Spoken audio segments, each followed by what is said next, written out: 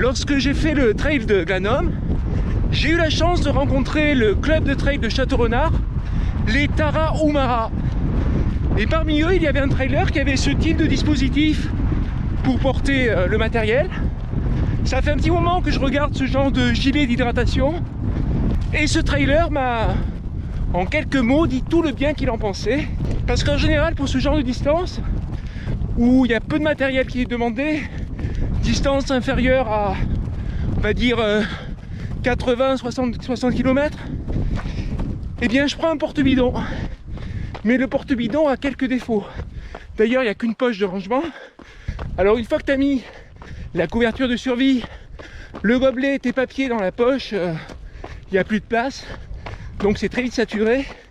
Et l'autre inconvénient du porte-bidon, il est à la taille et bien dans les descentes, il bouge, même si tu serres comme un bœuf. En tout cas, le modèle que j'ai, qui est un modèle premier prix, bouge. La première question qu'on peut se poser, c'est qu'est-ce que j'attends en tant que trailer d'un gilet d'hydratation? Je pense qu'on va attendre à peu près tous la même chose. Tout d'abord, qu'il ait un minimum de portage d'1 litre, parce que c'est souvent demandé sur les courses, même les petits formats. Ensuite, qu'il ait des rangements pratiques et faciles d'accès, ça c'est très important. Et des rangements aussi fermés. Fermeture éclair, toujours bienvenue. Et puis le troisième point, c'est la légèreté du gilet et aussi sa tenue. Le fait qu'il ne bouge pas, qu'il soit bien près du corps. On va essayer de voir ces différents points tout au long de ce parcours de, je sais pas, 24 bornes pour 1100, je pense. Alors je me mets en quête de trouver le gilet d'hydratation qui va bien. J'ai trouvé celui-là. Il y a deux raisons qui m'ont fait choisir ce gilet. La première, qui est totalement subjective, c'est qu'il est assorti aux couleurs de ma casquette trail de vie. C'est vachement important de courir avec du matos qui te fait envie. Ah, la magie, je croise un groupe de trailers. Et la deuxième raison, c'est son prix. Il était en solde. Ouais, parce que je me suis aperçu... Bonjour. Bonjour, vous êtes aperçu de quoi, monsieur? Je me suis aperçu que... Au moins il y a de tissu dans ce genre de gilet, en plus c'est cher. Exactement, c'est comme les maillots, monsieur. C'est comme les maillots. C'est pour ça que je ne mets plus de maillots depuis des années. Bien sûr. Et ouais, le tissu est technique, il est très bien. Hein, là, niveau sensation, très bien. C'est un tissu qui est élastique, qui épouse la forme du torse. Donc très bien, mais cher.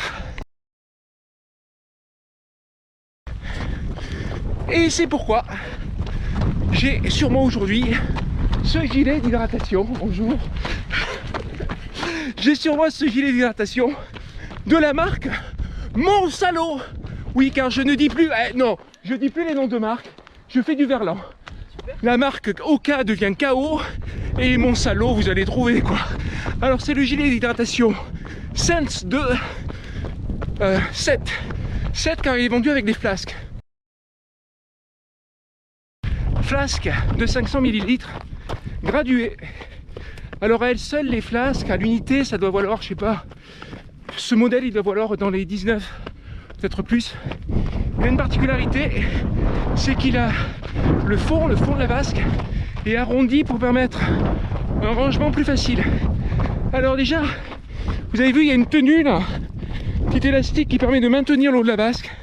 Puis on sort la vasque, comme ceci, elle est graduée. Je vous ai pas menti.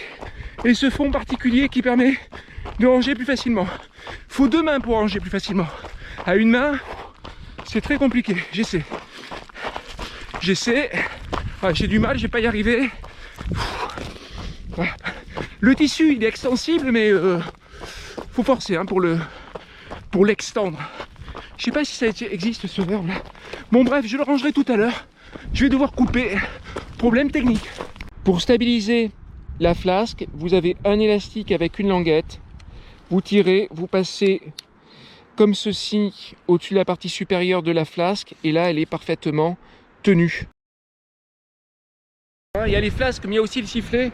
Le truc vachement utile que si tu tombes dans un trou, Si bien le trailer en détresse, il peut faire autant de sifflets qu'il veut. Personne ne l'entend, quoi. C'est un sport où vraiment tu déranges pas les autres. Vous avez pu constater, premier défaut de la bête, c'est le rangement de la flasque. Il faut obligatoirement sortir sa deuxième main. Il faut utiliser les deux mains, voilà. Donc du coup, si tu as des bâtons, bien, je sais pas comment tu fais. Je pense qu'il faut s'entraîner, là, c'est pas facile.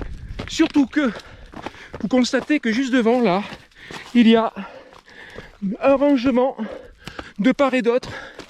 Ces rangements sont vides, j'ai rien mis. Donc s'ils sont pleins, à mon avis, l'introduction de la flasque sera encore plus délicate malgré son embout arrondi.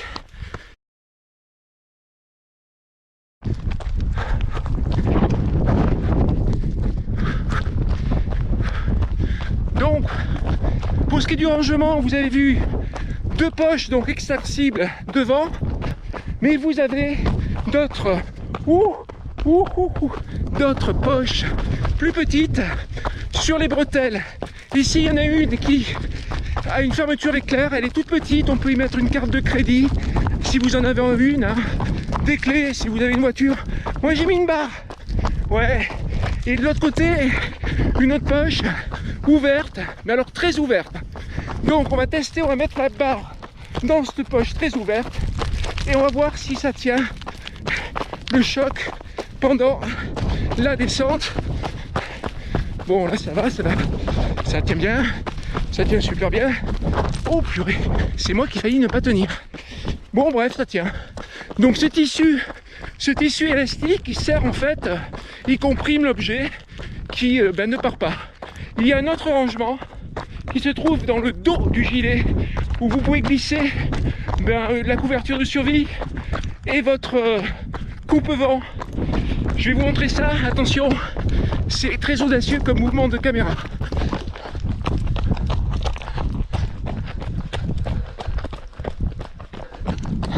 Je sais pas si je suis arrivé à vous montrer ça, en tout cas un truc est sûr, c'est que pour aller chercher ton oh purée, faut être souple du bras, vous avez compris, hein, faut être souple de l'épaule. Voilà, là j'ai chopé mon gilet, je vais pas le sortir parce que vous imaginez bien que si je le sors, je vais avoir un mal de chien à le remettre, je pense. En tout cas j'imagine, donc pour l'instant je le sors pas, j'attends qu'il pleuve.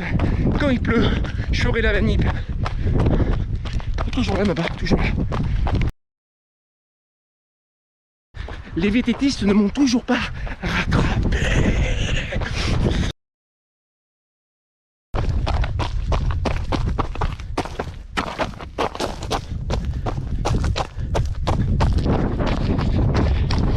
Voilà pour les rangements. Il y a de quoi faire pour toutes les distances. On ne me demande pas plus que le gobelet en plastique. Bon, il faut qu'il soit évidemment pliable. La couverture de survie, le coupe-vent avec la capuche, un bandage. Il y a la place, quoi. Vous êtes tranquille. Après, si vous voulez plus de place et surtout plus de poches avec une fermeture éclair, achetez un short, là, Kalenji. Comme ça, là. Ils sont super, ces shorts Kalenji. Parce qu'il y a quand même 6 rangements, dont 2 avec fermeture éclair. Que demander de plus? Bon, oui, je sais. Qu'ils soient un peu plus résistants. Ouais, on va dire, mais c'est toi qui es un gros bourrin, mec. Ah tiens, droit de suite. Tiens, j'arrête mon chrono, hop, droit de suite. Vous vous rappelez mes okas noirs dont le mèche se déchirait? Ben ça y est, c'est fait, on devine la couleur de mes chaussettes, elles sont bleues. Yes, et c'est pas tout. J'avais mal là en courant, je me dis tiens, je dois avoir un caillou dans la godasse. Donc j'enlève la godasse et celle-là je crois que je l'appelais Valentine, celle de droite, Valentine. J'enlève Valentine, je cherche pas de caillou, rien, je comprends pas. Et là en fait ce qui est arrivé c'est qu'il y a un caillou qui s'est foutu dans le crampon, entre les crampons, et qui a percé la semelle intermédiaire. D'ailleurs ça m'a même troué la chaussette. Je vais vous montrer ça parce que ça vaut le coup, je sais pas si je le garderai dans la vidéo, c'est pas le sujet. Mais voilà ma chaussette neuve, hein. Chaussette neuve, voilà. Merci, elle est trouée. Oui, elle est trouée là. là, ça c'est un trou. Et oui, parce que ma chaussure est percée. Alors maintenant, je vais vous montrer que ma chaussure est percée. Et oui, j'enlève ça. Voilà, ça s'est produit ici. Le caillou s'est planté ici. Et il a réussi à percer la godasse. Alors pour vous montrer ça, il va falloir que je coupe la caméra et que je cherche un petit bâton solide. Voilà l'endroit où était le caillou. Et je mets un petit bâton qui, ben voilà, s'enfonce dans la chaussure. Hop, il s'enfonce, il s'enfonce. Regardez, c'est magnifique. Je peux même faire des plans intérieurs. On le voit là. Je crois qu'on le voit. Est-ce qu'on le voit? Oui, on le voit. Oh, on le voit. Voilà. Alors c'était pas un petit bâton, c'était le caillou qui rentrait. Ça m'a fait mal, ça m'a fait mal. Je me suis dit c'est pas possible. C'est quoi le problème? Le problème c'est que les Hoka c'est quand même super, mais c'est trop fragile, trop fragile. Mettez quelques grammes de plus dans la godasse pour la rendre plus solide les mecs. S'il y a des concepteurs de godasses Hoka, parce que c'est vrai elles sont super vos godasses, mais elles durent pas longtemps, quoi. C'est du prêt à jeter quoi. C'est même plus du prêt à porter. Un effort s'il vous plaît. Allez, continue.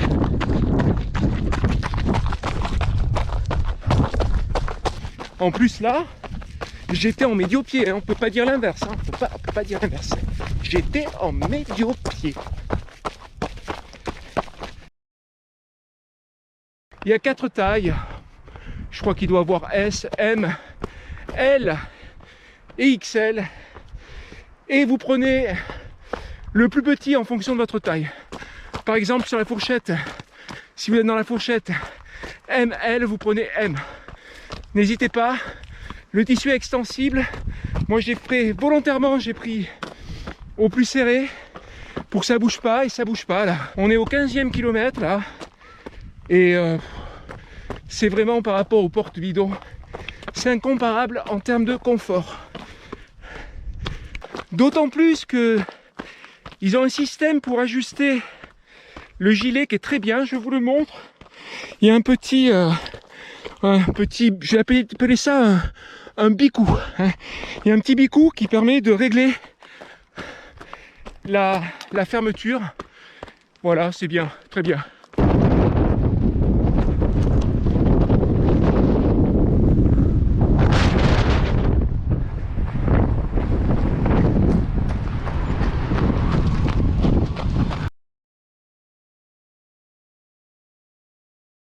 Mea culpa, mea maxima culpa.